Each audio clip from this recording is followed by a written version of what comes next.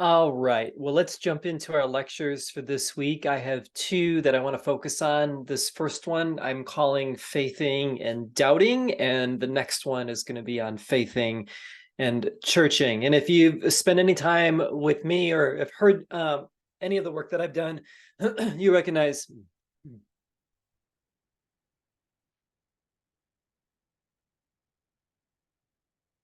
All right, well, let's jump into our lectures for this week. We've got two. The first one I'm entitling Faithing and Doubting, and the second one is Faithing and Churching. And if you've been around my orbit and have either heard me lecture or speak or write, you maybe have heard this concept of faithing that I try to incorporate in a lot of my work, especially with emerging adulthood, but I think it also applies, actually, I know it applies across really adolescence and emerging adulthood, and probably even broader than that. And so I want to take some time to sort of think about this idea of what we mean by faith and how it actually affects the ways that we think about youth ministry. If we have wrong concepts, it can actually make a gigantic difference. And so I'm going to try to turn this in a couple of ways. And I hope that the readings that you're going to do this week as well is going to give you some language and some insights and some looks for you to think about this. And quite frankly, I'm just going to put my cards on the table. I hope this concept sets you free. Like, really, like, as a minister of the gospel, if we can grab hold of this idea of faithing, it opens up new possibilities for the ways that we think about discipleship, the way we work with parents, the way we think about our own role, the way we determine whether or not we are successful or not. So, I mean, not to like overplay this lecture, but like if you like can get your head around this, and you can embrace it. I mean, that's even more important. Like if you can embrace this concept, I think it's going to set you free. And I know it did for me, and I'm glad to share it with you. So let's see what we've got with this one. When we talk about this idea of faith and faithing, I want to make a distinction between these two words. But I want to start with a question. And the question is basically this: when it comes to faith, what are people, young people, doing? I want to argue that they are faithing. Okay. Now, the way I define faithing, and you see this in the text that you're reading this quarter and growing with, Kara Powell and I define it this way: one's growth in owning and embodying their own journey with God as they encounter new experiences and information. Okay. So what you find with this idea of faithing is that there seems to be like a process going on. It's not static. There's something more happening there. And I'm going to unpack that and give you some imagery for that in just a second. Some of the ways that I define it in some of the pieces that and articles that I've written, faithing is sort of making sense of one's spiritual journey. Okay. So there's a lot sort of flying around, which I'll explain more in a second. Young people need faith that grows with them. So there seems to be a developmental frame that actually has an effect on faithing, but it also can get limited as well. It can actually stopped or thwarted along the way.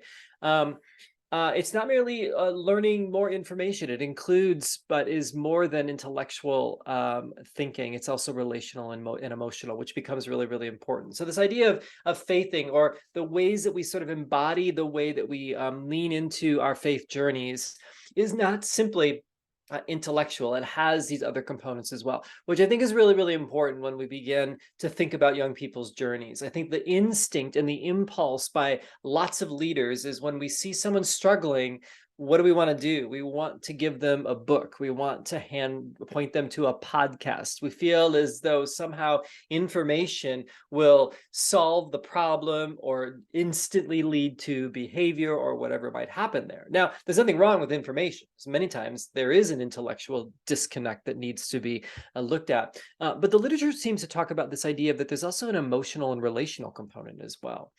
When one works through their faith formation, they can have experiences of like energy and shame, hope and despair, feeling like they have broken through into a new world, and also feeling like they've let everybody down, which actually ties into the other piece, and that's the relational piece as well.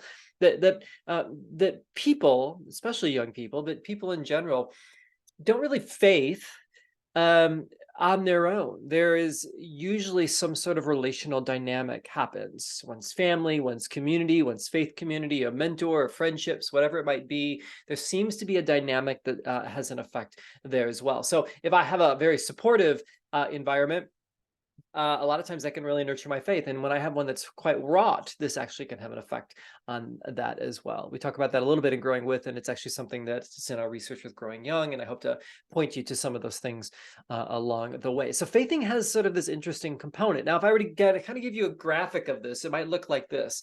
A lot of times when we think about faith, we think of it as a noun, right? It's something that's static. It's something that we have. It's something that we worry that we're going to lose. It's something that we are told that we need to share, right? So you can almost see the way we use that it has this noun-like quality where we give it, receive it, share it, lose it. And at one level, I get it. Like, I think that that's not like completely wrong, right? Like, I think when we talk about this idea of faith, it can have this sort of whole entity sort of experience that we're somehow trying to pass along to others or whatever it might be. The problem is that it also has a concept that's quite static, right? So if I have it, or if I'm afraid I'm going to lose it, or I'm told I better share it because that's what Christians do, or if I don't receive it, it has sort of a binary reaction to that, right? You either have it or you don't.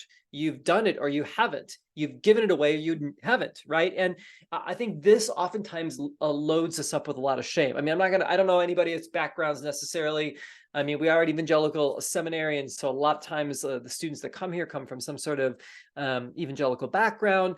There's just been some narratives that perhaps you've experienced growing up where you feel as though like this idea of faith, of having it or losing it, giving it or keeping it, receiving it or not, is deeply embedded in some of perhaps your faith community and family narratives that can oftentimes be a little bit difficult to navigate because life isn't always lived in the binary, right? It's rare that it's two choices. It's rare that like it's all right or all wrong or all good or all bad or whatever might come with that. It's pretty rare, especially in our lives, right? And so sometimes I think we try to treat faith that way, and that's when it starts to feel like it doesn't fit. It kind of feels like it gets stuck because it's like a square peg in a round hole, right? And maybe you don't feel this way. If you don't, you can like pass it along. But I guarantee you, like the conversations that I have with young people, I think they just feel like faith is like square peg, round hole. Like, because they've been forced into thinking about the Christian faith as binary, right, wrong, good, bad, this way or that way, that's it, right? But what I find so interesting, and again, I'm going a little bit off topic here, is that when I look at Jesus and I look at the ways that he lived his life, it's almost like the gospel and the good news always was about the third way. Everyone's fighting over like it's either this or this, and Jesus is like, actually, it's that, right? And I think there's something quite hopeful in the gospel always like seeking out and seeking to find the third life-giving way. That's it's fueled by love and by grace and this deep propensity and impulse to find the better way. The resurrection is the third way, right? Like people either die or they don't, right? Like they're either alive or dead. And Jesus is like resurrection, like, right?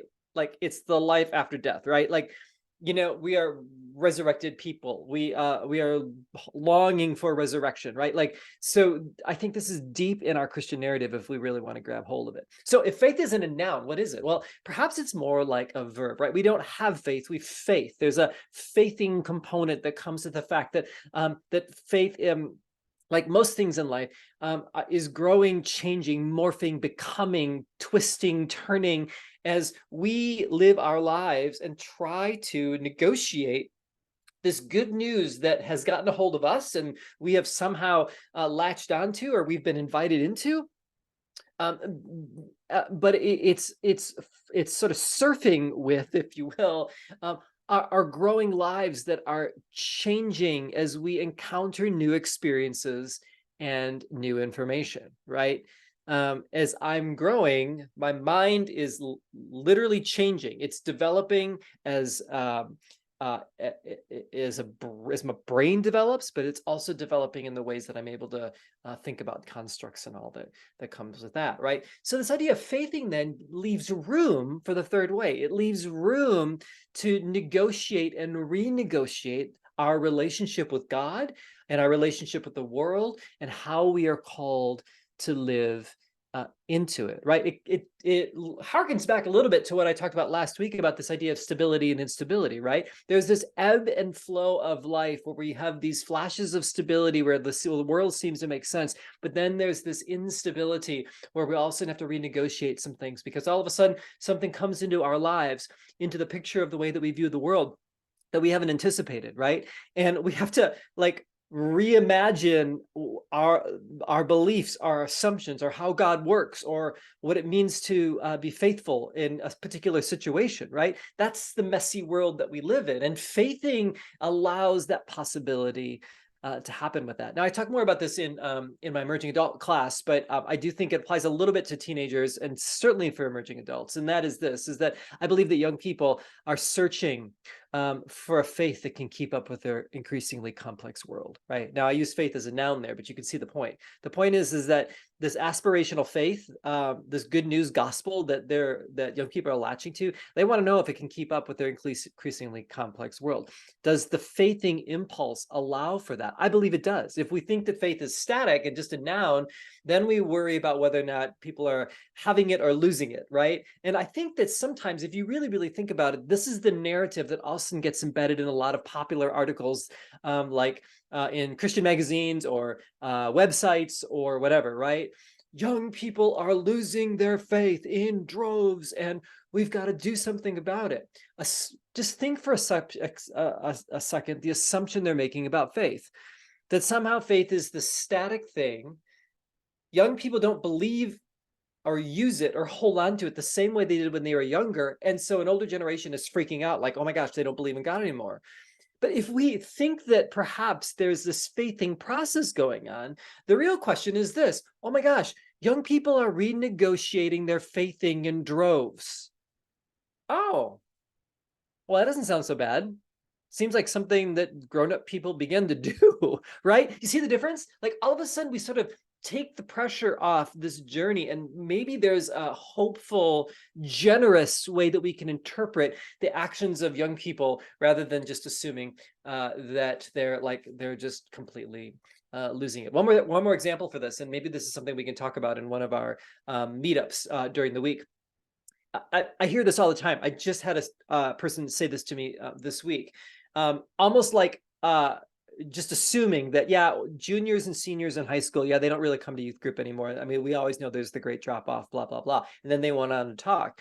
And this person is a brilliant person that was talking to me, and I knew what they were talking about, but I just find it interesting that we allow that sort of discourse to just be okay, right? Like, like, what if like juniors and seniors just have a whole new set of questions that they're thinking about as they're beginning to let go of maybe high school oriented behaviors and living, and they're starting to think about like life after high school?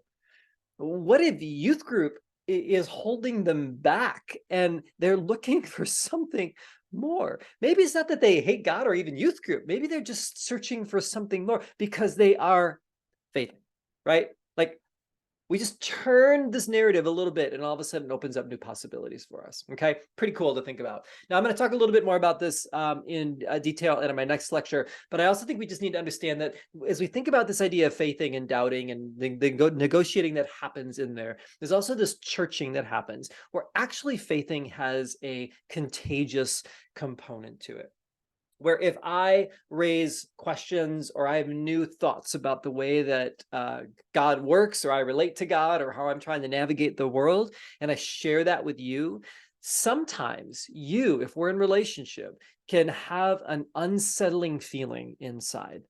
Like, oh my gosh, Steve's raising questions and he's sort of pouring his heart out here, but to be quite honest, I kind of have those questions too, or it's raising up my own questions. And so my vulnerability begets your vulnerability, and it feels a bit awkward. And this, I believe, is what happens with parents all the time. Parents see their kids' behaviors change. They start questioning their faith. And maybe the assumptions about the way the church works. And what happens is that you've got parents that call you, youth leaders, on the phone and like, hey, you need to fix my kid. I think they're like not believing in God anymore. Who knows what they're going to do? They might end up, I don't know, falling off the deep end or whatever it might be. Totally get the parents' impulse for that. But do you notice what's going on there? They're worried about their kid, but their impulse is anxiety and worry, right? It's easy to point to the kid and say, you know what, you need to fix the kid, or I'm really worried about my kid. But sometimes if we're really good at what we do as advocating for young people and their families, we pause for a moment and listen close enough to see if perhaps this faithing challenge that this parent has brought up has just a little bit to do with their child, but has more to do with themselves, okay? So I made this mistake as a youth pastor. It's like a parent calls, they're like, fix my kid. I'm like, yeah, I'll do whatever I can. I don't want you to be mad at me. And so I'm like, call the kid up and see if they're all right, take them out for coffee, make them feel like $1 billion, right? Until the next flare up, right? Rather than pausing and actually saying to a parent, yeah, that's really interesting. So how does that sit with you? What kind of conversations has that brought up for you? What have you done to try to engage your child in this really interesting question that they're raising? It's a fair question. What do you think about that? See the difference? Faithing, right? So there's a contagiousness that comes with that. And I'd only raise that to say this, that sometimes we feel it or we notice it. And if you do, it's true because it's real. All right. So anyway, keep that in mind. I mean, the slide is really, really interesting to sort of think about. Now, let me just, if I can, take a few minutes to unpack this idea of faithing from a developmental frame. James Fowler, actually back in the 80s, brought up this concept of faith development, stemming from a lot of other developmental theories and all that comes with that. He eventually sort of unpacked this theory a little bit more. For those of you that are psychology majors or have backgrounds, you know that stage theory has its limitations. He began to talk more of it about a spiral where we are progressing in a particular direction, but oftentimes we can circle back and we keep moving forward, right? So I don't want to I don't want to overstate or overplay developmental theory, but I do think that there's something about the ways that we move and grow and become as we make meaning of the world. And this happens to us physically, it happens to us intellectually, it happens to us emotionally, and Fowler would say it happens to us spiritually, okay? So I want to just talk about the first like 4 stages. There's actually 6 that he talks about. I'm going to leave the 2 out at the end because it deals more with like older adults. And I want to stay focused on our particular subject here. But what was interesting is this, is Fowler first talks about this idea of what he would call the intuitive projective sort of phase. Now, what we think about when we think about this is really like the child, the age of a child, like underage, like 6, okay? And so this is found in preschool children. Their faith is discovered through a family experience, right? So a lot of times a child, as they look at the world, if you actually think about it, like they have to look up all the time, right? Because everything and everybody is bigger than them, right? And so that can be a very insecure space to be in, right? Like, I don't have power. I don't have the ability to really do things for myself. And there are these big people that really can kind of pick me up and move me and do whatever basically align them with their schedules, not mine, right? Now, they don't think that complexity, but you know what I'm talking about, right? So what's interesting is that I think that a lot of times the ways Fowler would say that young preschool age children think about God is God being big and strong and powerful, because a big, strong, powerful God protects them from a very big world around them, right? And so maybe you've heard this in your churches, like that song that the kids sing, my God is so big, so strong, and so mighty, there's nothing my God cannot do, right? So you kind of have this idea of like God being big, right? And so that's sort of the preschool age. Now, what Fowler says is really, really interesting, is that we don't simply grow out of our faith stages. age does not dictate where we fall in these stages. This is sort of the normative spaces and thinking that would be you would expect a particular person to be at a particular stage. But adults can also get stuck along the way if they don't feel a need to have to faith more, or they're just going to live in a world where they're able to hold on to a lower order or more simplistic faith. They will do that because it just works for them. Okay, so you can be faithful in each of these stages. But for most people, they need a faith that keeps up with their increasingly complex world, as I talked about before, right? So think about this for a second. If you ever notice, like in some like worship songs in churches, it always talks about how big God is. Like in some ways, this is appealing to a mindset that this world is scary and God is bigger. So if you think you can beat me up, God can beat you up. Like there's just no problem there. You see what I'm talking about? So it can have sort of a strange twist to it in the ways that sometimes we reinforce some of this imagery. Now, secondly, there's the mythical literal phase, and some would call this a literalist phase, right? And this sort of begins when a child is about the age 6, right? And they begin to organize their thoughts in their grade school years. And so they organize their thoughts really based around about God, based around the idea of the Bible, because they love the story, right? Like the story has this sense of like it's real to them.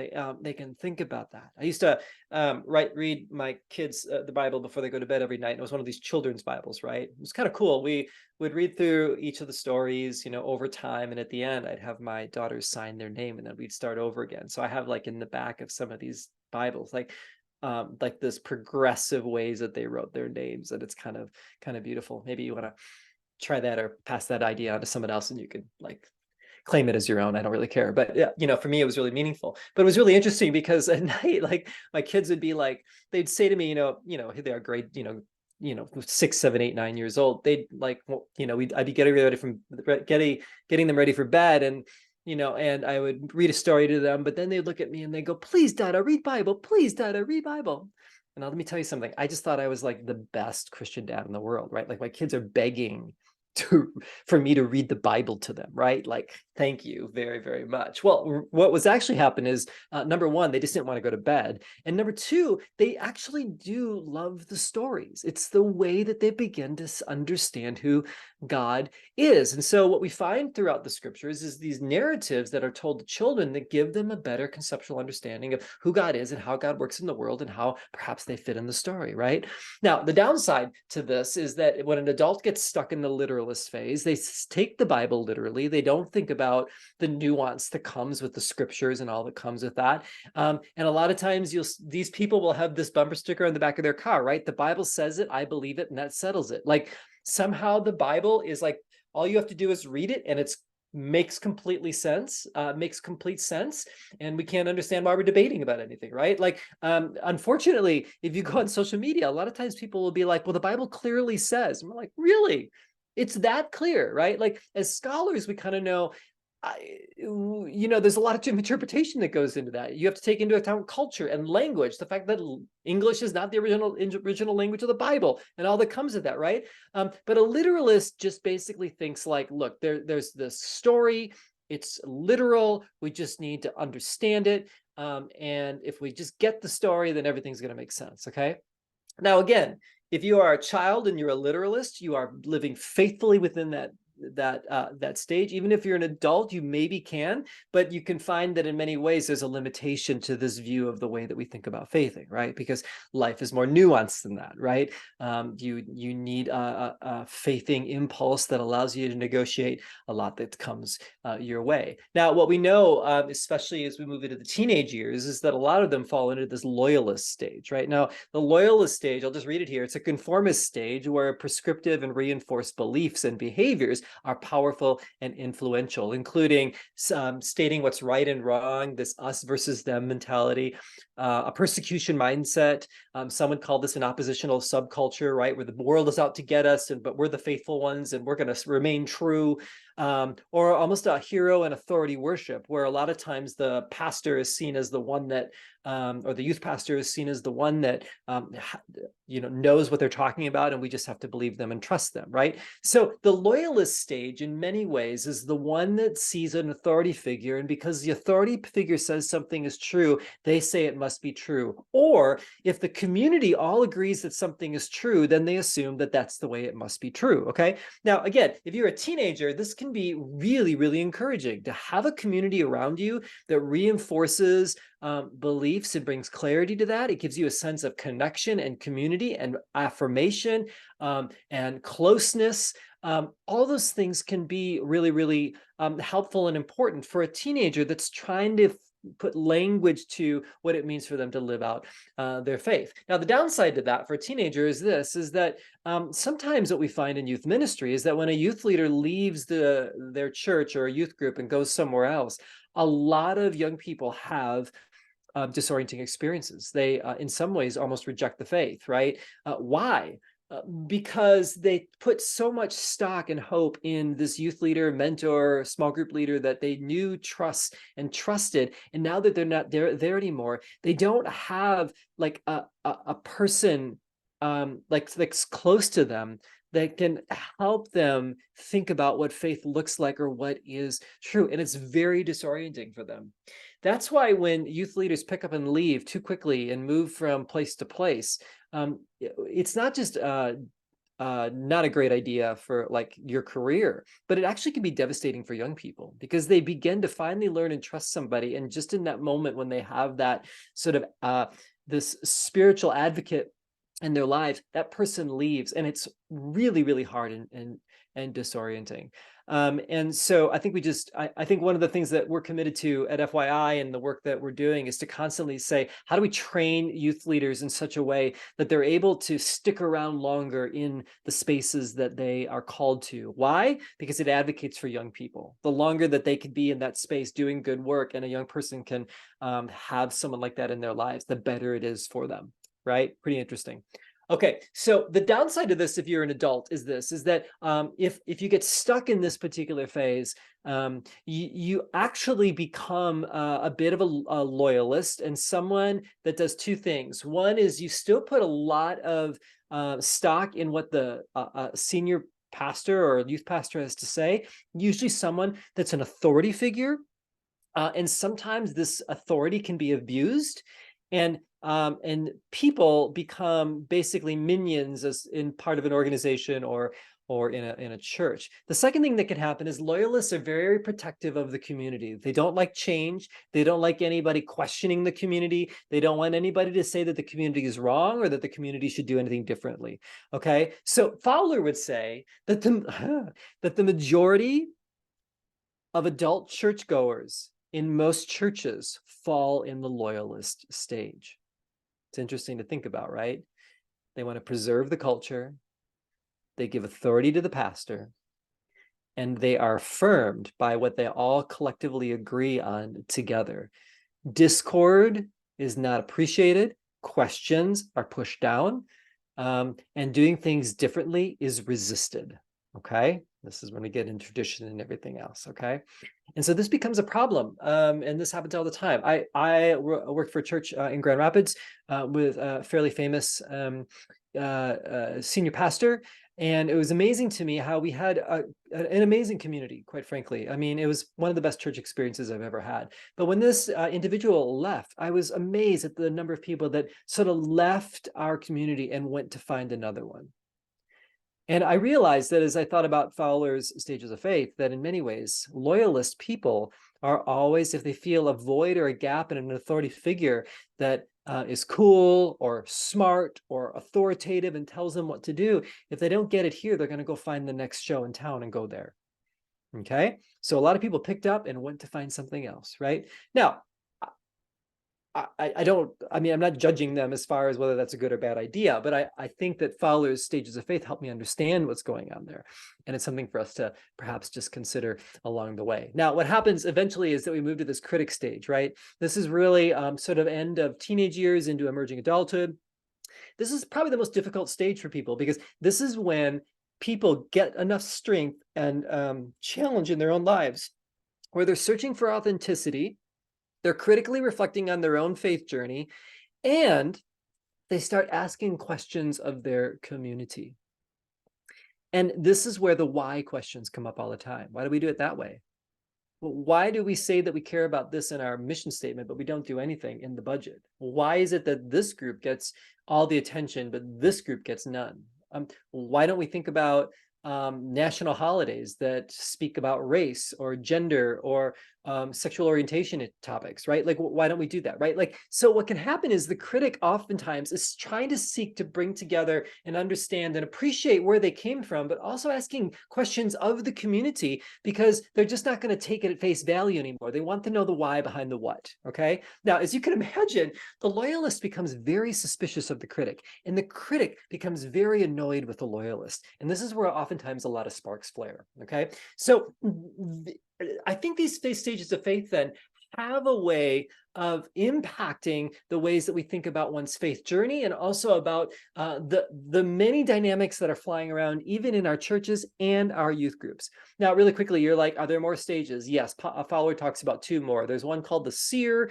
That's when a person is able to really begin to hold together tension. So the critic is like, I don't believe that anymore. The seer is able to say, well, there's lots of ways for us to think about some things. And though we don't agree, and as a community, perhaps, we both are comfortable with our beliefs and we can still have community together, right? And then there's this universalizing stage, which is like Fowler puts in that category, like Mother Teresa, Martin Luther King Jr., Gandhi, and Jesus. Like, it's kind of like, it's a pretty rare kind of group of people at that sort of level. So this is what Fowler is getting at when we think about this idea of stages of faith and faithing. So I'm going to leave it at that, but I want to just leave us with two questions as I wrap this up. Okay. One is this, is when people suggest that people, quote, come to faith early in life, or that we need to convert them when they are young, what blind spots are we creating? Okay, just think about that for a second. If someone comes to faith early in life, what are they believing in? What are they holding on to? And does that carry them to when they're old? Or is faithing something that has to be like negotiated and renegotiate over and over again? Might it be that we put too much stock in like young people like saying a prayer, but we stop fueling and fostering a faithing dynamic that comes with that? It's interesting to think about. And here's another one that's really interesting to think about. Now, I don't know how you'll handle this, but maybe we can again talk about this when we all get together. What do you do with volunteers who may hold lower stages of faith? Okay. So what if you have loyalist volunteers who are trying to work with juniors and seniors in high school that are asking why questions? Usually loyalists will try to shut those down, but the critics want to talk about those things. So what do you do in that situation with your youth group? Maybe a volunteer needs to not talk about how many years they've volunteered, but you have to have conversations with them about how they are faithing and growing and becoming. Can they hold the deeper questions that young people are bringing to the table or not? Because maybe some of these volunteers would be better in high school or post-high school ministry, and maybe other ones would just be better in middle school because where they're holding faith is probably more in tune with maybe where middle schoolers are. And again, that's not to speak disparagingly of anybody, but as a leader, I think we have to ask ourselves, what kind of space are our volunteers holding so that the faithing process can continue? Okay, lots to think about here. I hope that as you read our text this week, that this will give you some more language to think about it. And Rachel and I are happy to continue to help you think through this as you think about your own context as well. Okay, great. See you soon. Peace.